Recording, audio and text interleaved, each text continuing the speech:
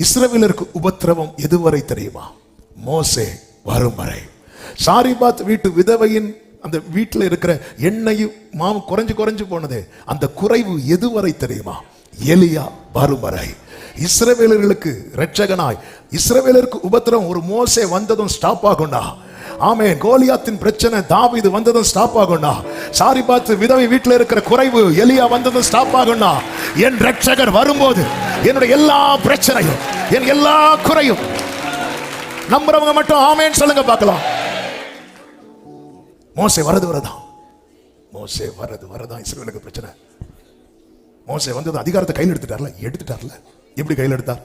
சில மாதங்களுக்கு முன்பதாக அந்த செய்தியை சொன்னேன், கண்டிப்பா நீங்க மறந்துருப்பீங்க. அதனால நான் சொல்றேன், அவன் எப்படி கையில் எடுத்தார்? அதிகாரம். இதுவரை பார்வோன் கையில் தான் அதிகாரம் இருக்கிறது. மோசே ஆண்டவர் சொல்றார், உன் கோலை கீழே போடு, பார்வோனுக்கு முன்னாடி போடு. பார்வோனுக்கு முன்னாடி போட்டாச்சு.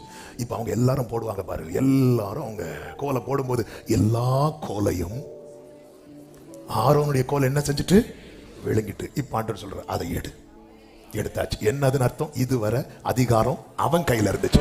மோசே வந்ததுக்கு அப்புறம் அதிகாரம் மோசே கையில். தாவீது வரது வர பட்டயம் யார் கையில இருந்துச்சு தெரியுமா? கோலியாத்து கையில. தாவீது வந்ததுக்கு அப்புறம் பட்டயம் யார் கையில இருந்துச்சு தெரியுமா? உங்க வீட்டின் மேல கர்த்தருடைய கரம் தான் உயர்ந்திருக்கும்.